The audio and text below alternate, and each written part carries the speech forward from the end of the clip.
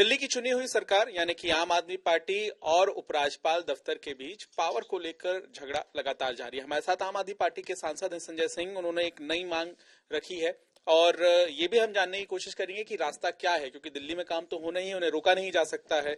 लेकिन क्या आपको लगता है जिस तरह से फिलहाल स्थिति बनी हुई है, क्या दिल्ली वालों का ये नुकसान है? देखिए, मोदी राज में जिस तरह से राजभवन का दुरुपयोग हो रहा है, ये अकेले दिल्ली नहीं। आप देखिए, तमिलनाडु में पिछले दिनों जो घटना हुई, बंगाल में उसके पहले जो हालात थे, पूरे देश में राज्यपाल और एलजी के माध्यम से चुनी हुई सरकारों को चलने नहीं दिया जा रहा है। ये बहुत ही दुर्भाग्यपूर्ण है और दिल्ली के एलजी को ये पता होना चाहिए कि सुप्रीम कोर्ट ने आदेश दिया है। सुप्रीम कोर्ट के आदेश के बावजूद आपके पास जो एजुकेशन डिपार्टमेंट नहीं है, वहां हस्तक्षेप करते हैं, हेल्थ डिपार्टमेंट नहीं है, वहां हस्तक्षेप करते हैं। जो भी मसला दिल्ली सरकार के पास होता है, उसमें आप हस्तक्षेप करके और तानाशाही करने का काम कर रहे हैं। और अब वक्त आ गया है, मैं ऐसा समझता हूं कि अब राज्यपाल और एलजी का जो पद है, इसको समाप्त कर देना चाहिए। क्यों आपको ऐसा लगता है? खिलाफ सभी पार्टियों को एकजुट होना चाहिए, क्योंकि विपक्षी पार्टियों के विधायकों की खरीद फरोख्त तक में, महाराष्ट्र में जो पिछले दिनों घटनाएं हुई, उसमें तक में राजभवन शामिल रहता है। तो ये मेरे ख्याल से ठीक नहीं है और इसलिए मैं ये मानता हूं कि राजभवन जो है वो राजा भवन के रूप में तब्दील हो गया। क्यों लगता है कि ये पद नहीं होना चाहिए? कैसे इससे रास्ता साफ होगा? मिलता नहीं, कोई चुन के तो इनको राज्यपाल या एलजी बनाए नहीं जाते, इनको तो ऊपर से भेजा जाता है। इनकी कोई जनता के प्रति जवाबदेही नहीं होती है।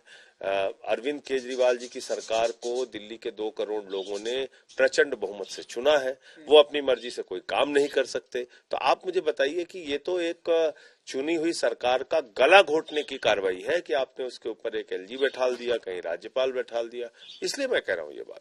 लेकिन साथ ही 3 जो विभाग हैं उसकी जिम्मेदारी एलजी के पास होती है, बाकी जिम्मेदारियां तो चुनी हुई सरकार के पास ही है। तो फिर काम कहाँ करने दे रहे हैं? आप बताइए कि हमारे दिल्ली के शिक्षक विदेशों में ट्रेनिंग लेके अपने बच्चों को अच्छी शिक्षा देने का काम कर रहे हैं, उससे इनको समस्या है। हमारे मोहल्ला क्लिनिक से समस्या है, हमारे डोर टू डोर राशन की योजना से समस्या है। मतलब एक इन्होंने सीबीआई को जांच रिकमेंड कर दिया ट्रांसपोर्ट डिपार्टमेंट में घोटाला बता के।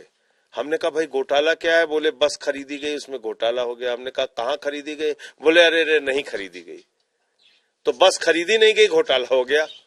अब इसका आप क्या करेंगे? वो क्या रहा है ये दिल्ली में? आपको क्या लगता है, आम आदमी पार्टी को क्या लग रहा है? ये बीजेपी एलजी के माध्यम से यहाँ पे तानाशाही का शासन चला रही है, जो डेमोक्रेसी के लिए और इस देश के संविधान के लिए ठीक नहीं। एक आखिरी सवाल, जो मनीष सिसोदिया ने बयान जारी किया मंदिरों को लेकर, जो एमएचए की तरफ से फाइल भेजी, 6 महीने पहले हम लोगों ने बात कही थी कि भारतीय जनता पार्टी दिल्ली के अंदर प्रभु श्री राम का मंदिर, भगवान शंकर का मंदिर, साईं बाबा का मंदिर, बजरंग बली का मंदिर, बहुत सारे मंदिरों को तोड़ रही है, तोड़ने की योजना बना रही है और उसका उन्होंने आदेश दिल्ली सरकार के पास भेजा था। हम नहीं चाहते कि दिल्ली का धार्मिक सौहार्द बिगड़े और इस तरह की कार्रवाई बीजेपी क्यों कर रही है? धर्म के नाम पे आप दुनिया भर की बातें करते हैं और आप मंदिर तोड़ने जा रहे हैं। मंदिर तोड़ेंगे आप? तो इसलिए हम लोगों ने इसका विरोध किया। हमारे विधायकों के ऊपर लाठीचार्ज भी हुआ था, हमारे कार्यकर्ताओं पे लाठीचार्ज हुआ था। मंदिरों को बचाने के लिए उन्होंने लड़ाई लड़ी। तो ये इनकी योजना पार्षद के चुनाव के पहले थी और तब हमने प्रेस कॉन्फ्रेंस करके इसका विरोध किया था, आगे भी करेंगे।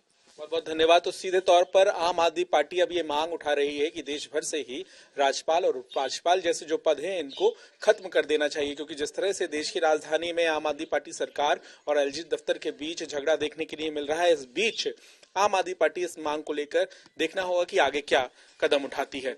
कैमरामैन अंकित सिंह के साथ मंकज जैन, दिल्ली, आज तक।